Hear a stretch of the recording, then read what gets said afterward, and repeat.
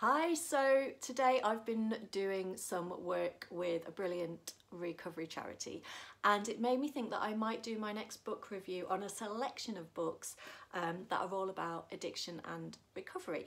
So I'm going to go through them, including 3 that are on my to be read pile, and I'm going to start with some that use humour, because humour is always great to help us through a story, I think, and to relate. So first of all, I've got 2 books by comedy writers, comedians who have experienced recovery, addiction, and are in recovery, should I say. So the first one is Sober Stick Figure by Tozer.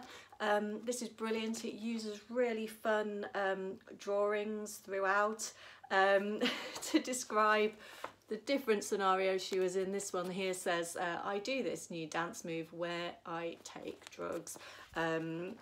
We've got things like, here, I'm a compulsive liar with a coke problem.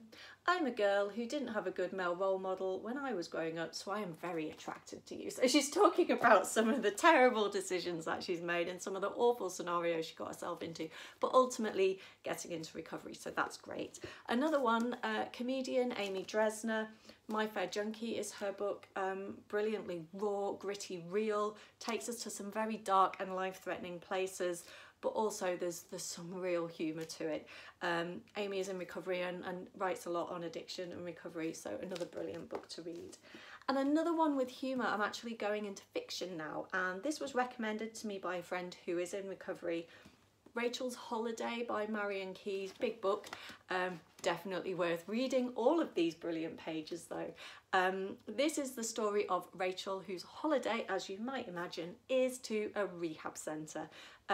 But it's brilliant. It shows her, you know, descent into addiction, how her family responded, and we see the ups and downs of her relationship with Luke. And I challenge anybody reading this book not to fall in love with Luke. Wow.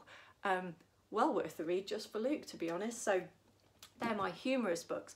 Going back to family and the response of family, I've got a couple of non-fiction books that have been written by family members, because they do say that addiction is like a family illness. It affects everybody.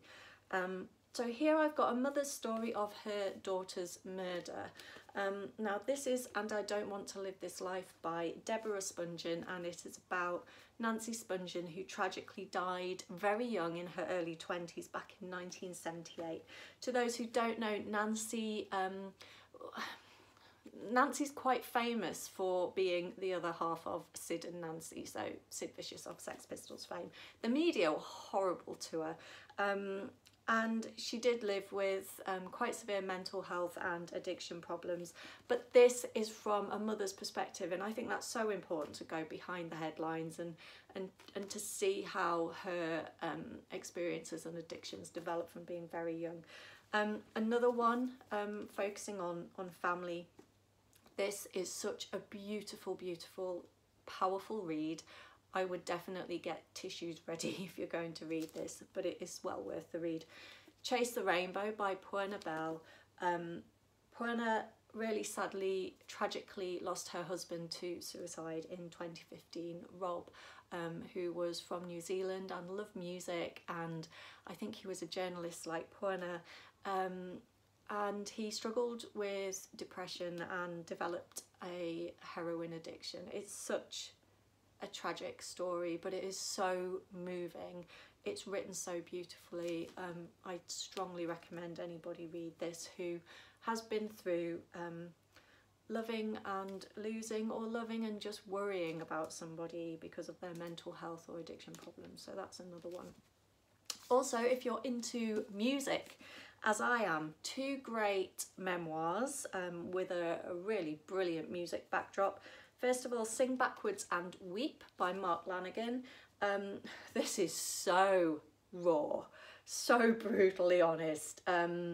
It takes you to some very, very dark places, but it's against the backdrop of Lanegan's career with Screaming Trees. And there's a very funny story about his run-in with Liam Gallagher as well, which is worth a read.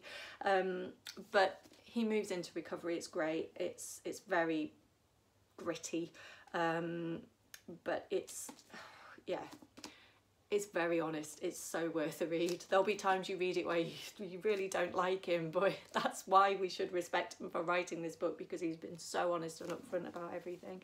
And another one, Hit So Hard by Patty Schemel. I'm hoping I've said her name right. Patty was drummer of Hole, so I have followed her for a long time because I was a big fan of Hole from being sort of 14, 15.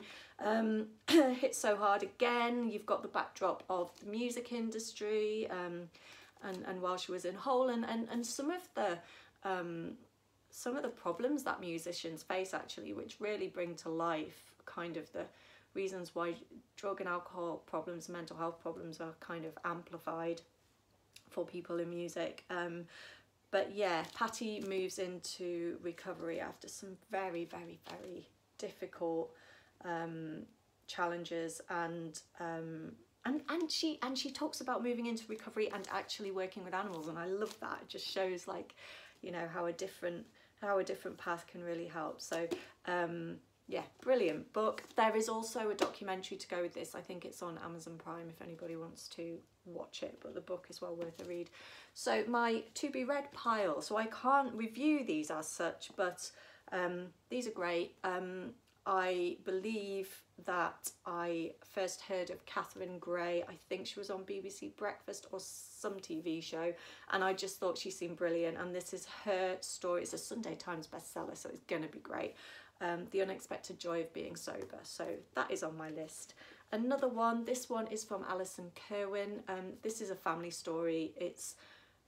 I know this is going to probably have me in tears, but I think this is going to be well worth the read.